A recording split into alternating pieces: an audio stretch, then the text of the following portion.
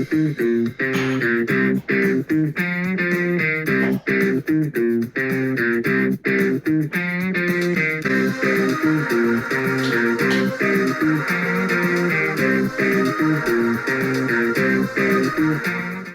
guys, I'm English Channel, and today I'm reviewing Season 1 of Stranger Things. So, I binged it through within like 3 days. I started on Friday. I mean, it's only like 8 episodes. I mean, they're long episodes, like an hour, but I just binged it because I just couldn't stop watching it because I really enjoyed it. But besides the point. So, I finished Season 1, I started Season 2, just finished the first episode before filming this video, and, yeah, I'm just gonna probably binge, I'm probably doing the first 2 seasons, I'm gonna do my Harry Potter stuff, and I'm gonna do the last 2 seasons, and then probably The Hobbit. So, and then obviously I'll do the Fantastic Beasts reviews in the middle, so. Yeah, not much to say, but we can get started. Starting off with what this season is about, it's obviously about our quadrio, 4 characters, I don't know, it's not a trio, obviously, so I guess you call it a quadrio or something. I don't know. They're half like a game of Dungeons and Dragons, and then after that they're told to go home. And then one of the characters goes missing, and then the whole town kind of goes crazy. It's a little small town called Hawkins, Indiana, I think, or something.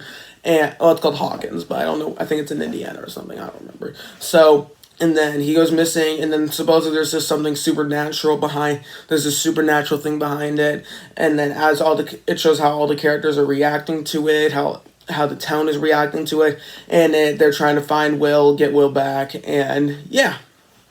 Pretty much. And let's start off with the good. There are a lot of amazing things. First one, I think all of the characters, they've just nailed, like, every character. The mom who's reacting very, sort of harshly, and, just, she's so depressed and in such a bad state of life after Will goes missing that she literally goes crazy, puts all these lights around the house trying to see if she can talk to Will, and then just makes for a very interesting character, and leads, and as it goes to the end of how she feels relieved when she gets her son back. So, I think that character's done well. All of our trio, our children, they're all fun. I can't talk. They're all fun characters. They all have some fun personalities because they're like Star Wars. They obviously act like children, so they're relatively believable children. They do believable things that 11, 12-year-olds would do, so I think they're great. I think the 11 character, how she has such a mysterious backstory and how it leads into her little relationship with Mike, just makes everything just interesting. And then also my favorite characters are for sure Hopper and also Steve Harrington, the boyfriend of Nancy Wheeler, who's Mike's sister, obviously. So, Nancy's a good character, I guess. So, you have the officer who is such a small town sort of officer that kind of just trying to do his thing, just run, and then he kind of gets into this scenario where this mom is going crazy over her son who might be dead or who disappeared, and just the way he sort of they develop him over the season as he realizes that this is actually real. He just becomes such an interesting character, and I like the actor. He's played by David Harbour, great actor. So, and then the final one is also obviously Steve Harrington. I thought his arc where he started he was a jerk. I can't talk. He was a jerk at the beginning, and then he became one of the heroes by the end, trying to defeat the Demogorgon in Will's mom's house. So, yeah, all very interesting, all great. I love all the characters.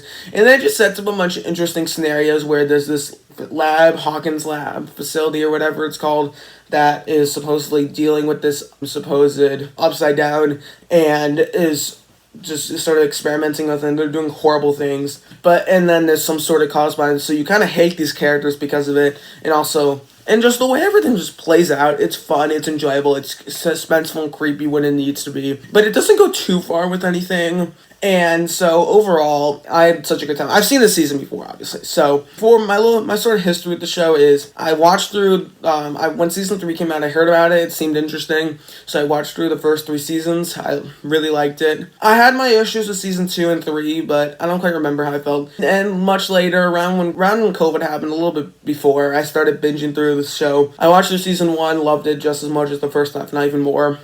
And then I saw season, and then I was just as I got to season 2, I watched it, and then I just kind of just fell out of it because there was just other stuff was more interesting, and then I just started bringing the Arrowverse back. So there you go. And so now I was season 4 came out, all my friends were telling me to watch, and I'm like, all right, bet, I'm gonna binge the show, even though I've seen season 1 twice already. So I've always loved this season. It's been great. I think all the characters, I'm not going to go into every single one, but so yeah, overall, There's not much really. There's not much else. I think the effects are good. The Demogorgon, I think, actually looks really good in hindsight. Like, there's some other Netflix shows, like even the Arrowverse shows, that have bad effects. Supergirl, latest seasons of Flash, but the show, nope, has great effects, literally. So, yeah, just all of that together, very entertaining. Set some amazing scenarios. It's not the most bingeable show just because the episodes are like an hour long, but I still like when I got to the finale, second last episode, it was really late last night, and then I was like, screw it, I'm watching the finale. I don't care how late I stay up. So saw it. I loved it. I think it's my favorite episode of the season. So yeah, not really anything I disliked about the season. I just thought it was a great overall season because great characters, great scenario, very simple. It's literally about a kid disappearing, and then he apparently is, and there's some sort of supernatural thing going on, so then we're investigating that. And everything, at the end of each episode, there's always something interesting that happens that makes me want to continue watching. Kind of similar to Cobra Kai, where, like, each episode's kind of its own sort of simple story, and then it makes me want to watch the next episode. There's always some sort of cliffhanger, and it just makes me interested for the next episode. And that's when you make a really good show. Netflix shows are generally known for being pretty bingeable for the most part, and this is definitely no exception. So, I loved it. Next, and the one thing overall that I wasn't overly crazy about, I think the fact that they kind of just sort of shoehorned in the relationship thing at the end of the last episode with Mike and Eleven. There's actually two things that are not very cool. But, I mean, it makes sense, sort of, but it was just thrown in there. It didn't seem like he had any feelings for her throughout the entire season until the last episode.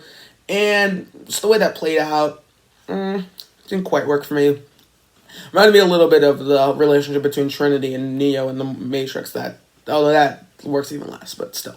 And the second thing, I think the Hawkins villain characters are a bit too, they go a bit too far, and there's like no sort of backstory for them. They're just not the most interesting characters, and you're obviously despise them. You want them to be destroyed by the end, and there's that. But then but they're clearly doing bad things, and like no one's really paying attention to that. Even like they think that what they're doing, all of them are completely thinking they're in the right. So just those things I'm not crazy about, but still amazing season. I love the season. Tell me what you thought in the comments below. I'm excited for season 2. I don't remember liking it that much, but I don't really remember what happened in season 2 and 3 that well. So yeah, not much else to say. Thank you guys so much for watching. Don't forget to like, share, subscribe, share your thoughts in the comments below. I will be doing Fantastic Beasts reviews soon, as well as I'm going to rank all the Fantastic Beasts and Harry Potter movies, maybe do some other rankings. I was thinking about doing a Bond villain tier list, other solo movie reviews, other new movie reviews or something, I don't know. Or maybe a Total Recall re-review, because I rewatched the movie recently, and that video's old, so yeah. Thank you guys so much for watching. Don't forget to like, share, subscribe, and comment down below, and I'll see you guys next time. Adios.